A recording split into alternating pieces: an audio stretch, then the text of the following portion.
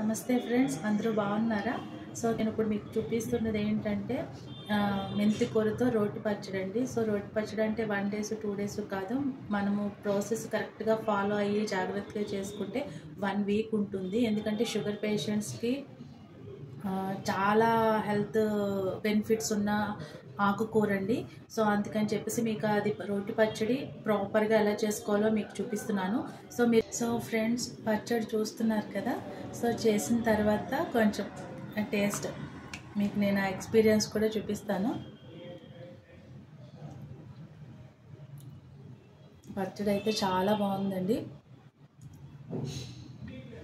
యాక్చువల్గా కారం ఇష్టపడే వాళ్ళు కొంచెం స్పైసీగానే చేసుకోండి.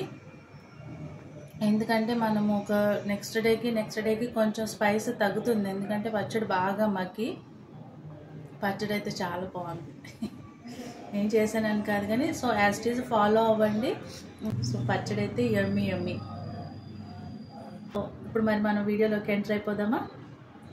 చూస్తున్నారు కదండి, మెంతికూరని ఇలాగా లీవ్స్ వరకునే మనము బాగు చేసుకుని మంచిగా కడుక్కొని ఒక సైడ్కి అయితే పెట్టేసుకోండి. ఇది ముదురాకండి. నేను ఒక కట్ అయితే మెంతికూర తీసుకున్నాను. సో ఫస్ట్ ఆయిల్ వేసుకుని ఆయిల్ బాగా వేడైన తర్వాత ఎక్కువ కరివేపాకు అయితే వేసుకోండి. సో రోటి పచ్చడికి ఎక్కువ కరివేపాకు కూడా మంచి టేస్ట్ని ఇస్తుంది. తర్వాత ఒక ఫుల్ స్పూన్ జీలకర్ర, 3 స్పూన్స్ వరకు ధనియాలు, ఇంకా ఎక్కువ ఎండుమిర్చి అంటే మీకు కారానికి సరిపడా ఎండుమిర్చి, తర్వాత ఒక వెల్లుల్లిపాయి వేసి వేగుతున్నప్పుడు మనము ఒక ఉల్లిపాయ కూడా వేసుకోండి, మనము పెద్ద ఉల్లిపాయ.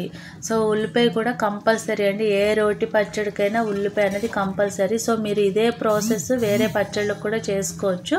సో ఇవన్నీ బాగా వేగిన తర్వాత ఒక సైడ్కి తీసేసుకోండి. తర్వాత ఇదే నూనెలో మనము మెంతికూర అనేది ఫ్రై చేసుకోవాలి. సో ఫ్రెండ్స్, ఇక్కడేనండి కొంచెం టైం టేకెన్. ఇది మనం బాగా వేయించుకోవాలండి. ఆయిల్ రిలీజ్ అయ్యే వరకు కూడా వేయించుకోవాలి. ఏమాత్రం కొంచెం చెమ్ము ఉంది కదా, మగ్గిపోయింది కదా అని అనుకున్నా కూడా మనకి పచ్చడి అనేది ఎక్కువ డేస్ ఉండదు. సో ఇది మగ్గుతుంటుంటేనే నేను కొంచెం ఉప్పు, పసుపు కూడా వేసానండి. చూడండి ఎంత వాటర్ రిలీజ్ అయిపోయిందో అందులో నుంచి. మీరు మూత అయితే పెట్టొద్దండి, అదొకటి గుర్తుపెట్టుకోండి. సో చూసారు కదా, నేను నొక్కుతుంటుంటే ఆయిల్ వస్తుంది. మీరు ఇలా నొక్కుతున్నా కూడా మనకి ఆయిల్లో వాటర్ వేస్తే ఎలా వస్తుందో అలా వస్తుందండి. అది కూడా లేకుండా బాగా అన్నది ఫ్రై చేసేసుకోవాలి.